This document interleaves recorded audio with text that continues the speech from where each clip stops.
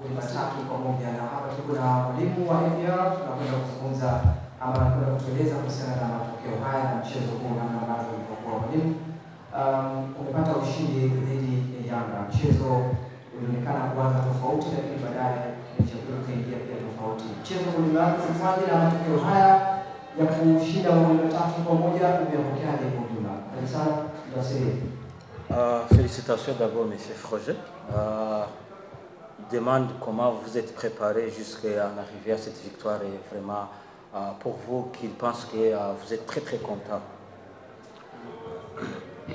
On s'est préparé comme je dis toujours, c'est la récupération déjà. Après on a vu la première mi-temps, on a vu un peu comment ils opéraient, différemment de Simba. On a réglé le problème tactique, on avait un problème sur les côtés. On a réglé le problème, voilà. Je suis très content pour les joueurs. Moins content d'avoir perdu un joueur, encore, un joueur important, mais ça c'est le problème de la compétition. Anasema kwamba wamejaribu kucheza mchezo wao bila kubadili mfumo, lakini akasema kwamba japokuwa wameepuka ushindi lakini amepoteza Joel Maoma kwa majeruhi, lakini ndio vile nafikiri kwamba wao wanataka kujitahidi ili wacheze vizuri robo finali, nusu finali.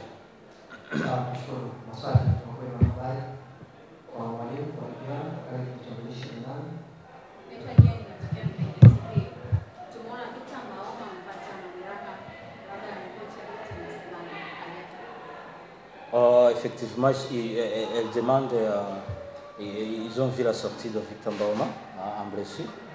Est-ce qu'il y a déjà un rapport déjà en provenance du staff médical pour son indisponibilité peut-être? Déjà quand le joueur vous dit que c'est très grave, ça a tourné, donc c'est au moins un mois, on va voir, mais c'est une grosse entorse, donc je pense qu'on ne va pas le revoir d'ici un mois, et peut-être plus. J'espère qu'il n'y aura pas de fracture, mais c'est inquiétant quand un joueur dit que c'est grave. Nasema kwamba kawaida ni maumivu magumu sana kwa Victor Mboma. Anafikiri kwamba kwa kutokana na hiyo maumivu labda ataweza kumaliza mwezi hachezi. Inaonekana kwamba yeye anasema nafikiri ndio mwisho wa mashindano kwake Victor Mboma. Asante kutoka Ayoma. Mlipo amecheza kwa tahadhari kubwa sana, hususan kipindi cha kwanza akicheza sana kwenye eneo la ulinzi, kuanzia kwa chini mpaka kwenye eneo la ulinzi. Lakini kipindi cha pili akajitahidi kufunguka, jambo lililopelekea kuzalisha idadi kubwa ya magoli kwenye kipindi cha pili. Nini alikiona kwa Yanga Afrika ama aliingia nacho kwenye first half na akaona ni tofauti na akaona kubadilisha mbinu kwa kipindi cha pili? Il demande, ils ont vu un bloc bas de votre côté en premier mi-temps, mais en deuxième mi-temps, vous avez essayé de sortir bien là-bas et se projeter. Il demande qu'est-ce que vous avez vu comme faiblesse du côté Yanga, afin que vous avez profité justement de ces erreurs. Je pense que physiquement, ils ont eu des difficultés en deuxième mi-temps, il y avait moins de dynamisme. Et encore une fois, je pense que tactiquement, les joueurs ont bien compris, il fallait bloquer sur les côtés, ils nous attaquaient à 3. Ça a été bloqué, leur système n'a pas évolué, donc pour nous c'était bénéfique, on a récupéré plus de ballons.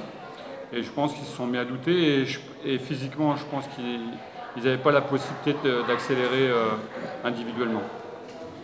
Anasema kwamba wao walikuwa na washambulizi wachezaji watatu, sasa wao wakajaribu